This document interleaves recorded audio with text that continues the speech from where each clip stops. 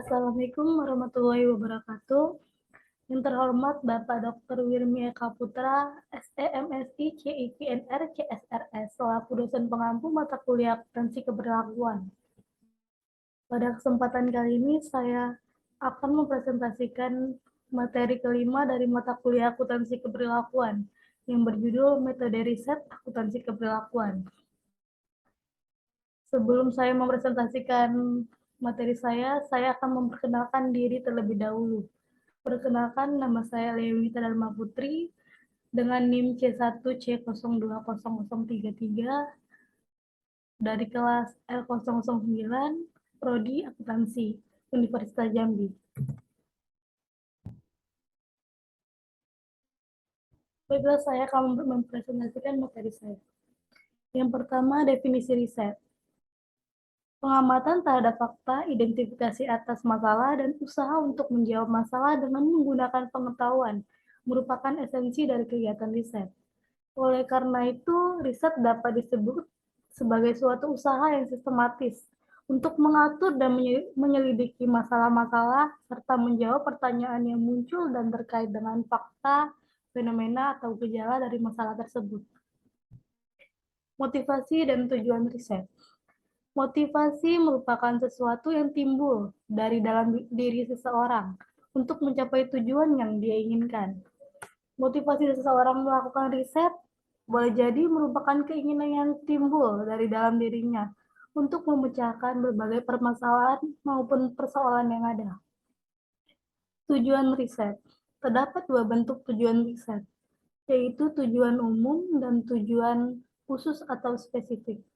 Tujuan umum dari melakukan riset adalah ingin mengetahui jawaban dari masalah ataupun persoalan. Sedangkan tujuan khusus dari riset yaitu menggambarkan fenomena, menemukan hubungan, menjelaskan fenomena, memprediksi kejadian-kejadian di masa mendatang, dan melihat pengaruh satu atau lebih faktor terhadap satu atau lebih kejadian. Manfaat dan pentingnya riset. Ada tiga. Yang pertama, memberikan gambaran terkini, state of the art terhadap minat khusus dalam bidang baru yang ingin diperkenalkan. Yang kedua, membantu mengidentifikasikan kesenjangan gap riset. Yang ketiga, untuk meninjau dengan membandingkan dan membedakan kegiatan riset melalui sub bidang akuntansi. Riset umumnya mencakup dua tahap, yaitu penemuan masalah dan pemecahan masalah. Penemuan masalah itu meliputi identifikasi bidang masalah, penentuan atau pemilihan pokok masalah, dan perumusan masalah. Pemecahan masalah. Dalam memecahkan suatu masalah, sebagian besar pemecahannya terletak pada kemampuan dan pengetahuan seseorang tentang hal yang sedang dikerjakannya. Kemudian tahapan dalam merumuskan pertanyaan riset. Terdapat 3 tahapan, yaitu tahap pertama yaitu cara menemukan permasalahan akuntansi keperilakuan. Tahap kedua, menemukan pertanyaan akuntansi keperilakuan. Dan tahap 3, menemukan pertanyaan riset. Sumber penemuan masalah. Terdapat 2 sumber penemuan masalah. Faktor yang pertama dihasilkan dari pengalaman pribadi si peneliti, atau biasa disebut dengan pendekatan empiris, empirical approach. Pengalaman pribadi berarti suatu kejadian yang pernah bersinggungan dan dirasakan seseorang dalam kehidupannya, yang biasanya akan berbekas dalam kehidupannya, yang bisa berpengaruh terhadap kepribadian seseorang. Faktor yang kedua didapatkan dari tinjauan terhadap literatur riset, atau yang disebut dengan pendekatan teoritis, theoretical approach. Berdasarkan literatur, riset dapat ditelusuri lagi ke dalam 2 kelompok, yaitu literatur yang telah dipublikasi dan literatur yang belum terpublikasi. Literatur yang telah dipublikasi contohnya buku, jurnal, dan sejenisnya. Sedangkan literatur yang belum terpublikasi ini contohnya seperti skripsi, disertasi, dan sejenisnya. Kemudian mengenai definisi teori. Teori menyatakan bahwa satu teori menjelaskan mengapa gejala spesifik atau proses tertentu terjadi. Pemahaman umum tentang teori menyatakan bahwa satu teori menjelaskan mengapa gejala spesifik atau proses tertentu terjadi. Jadi dapat dikatakan, teori ini memberikan jawaban atas pertanyaan tentang mengapa atau bagaimana hal tersebut bisa terjadi. Variabel riset. Variabel riset adalah suatu sifat yang dapat memiliki berbagai macam nilai. Variabel riset ini sendiri bervariasi, yang biasanya diekspresikan dalam bentuk simbol atau lambang yang biasanya digunakan yaitu simbol X dan Y, yang biasanya dilekatkan dengan bilangan atau nilai. Variabel riset itu sendiri memiliki 4 variabel. Yang pertama, variabel dependen.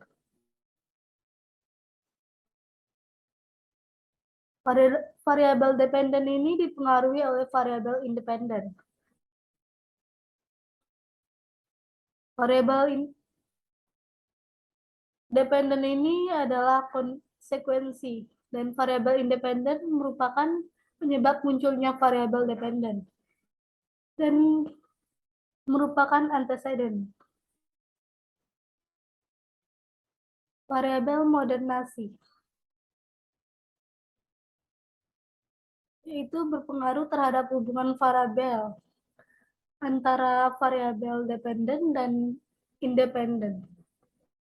Yang terakhir, variabel intervensi, suatu mekanisme konseptual. Suatu mekanisme konseptual ini di mana variabel independen dan variabel moderasi mempengaruhi variabel dependen. Variabel intervensi didefinisikan sebagai faktor yang secara teoritis mempengaruhi fenomena yang diobservasi, tetapi tidak bisa dilihat, diukur, atau dimanipulasi. Variabel tersebut terletak di antara variabel independen dengan variabel dependen, sehingga variabel tersebut berperan sebagai mediasi dalam hubungan antara variabel independen dan variabel dependen.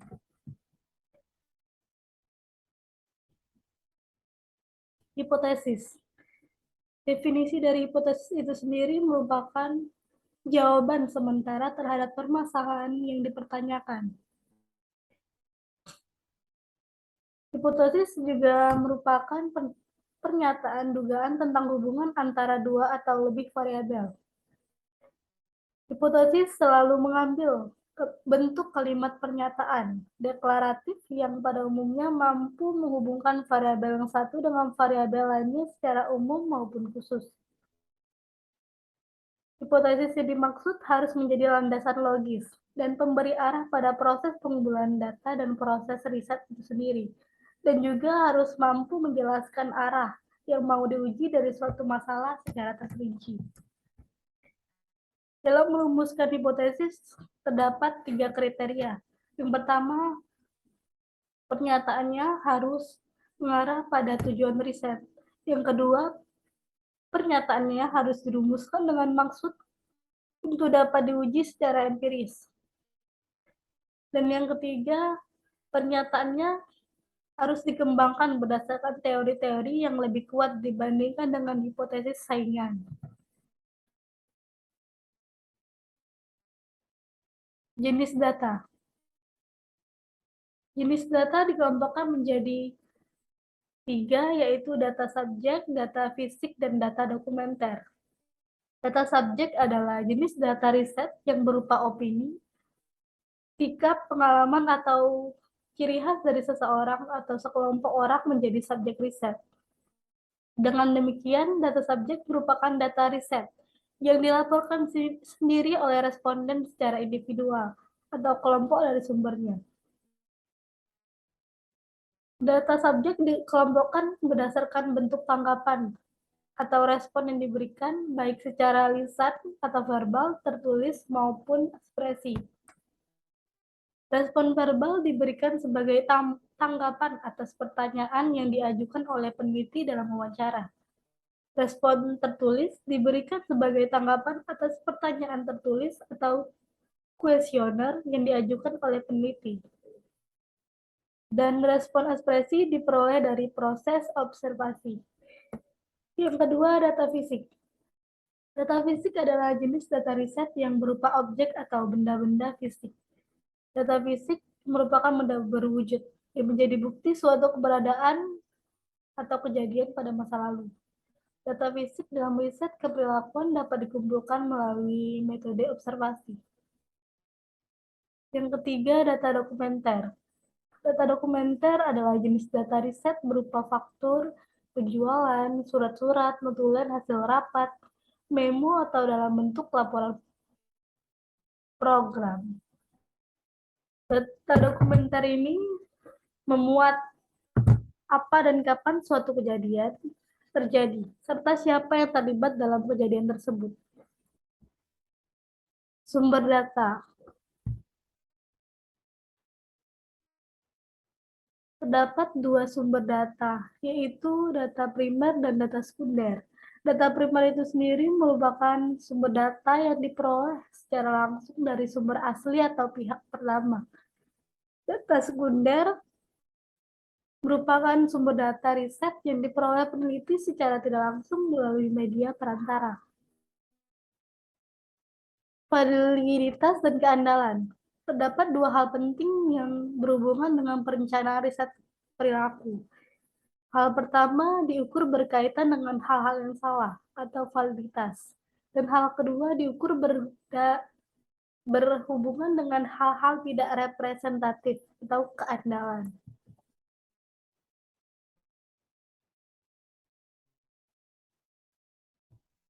Baiklah, itulah materi yang dapat saya sampaikan. Lebih kurangnya mohon maaf.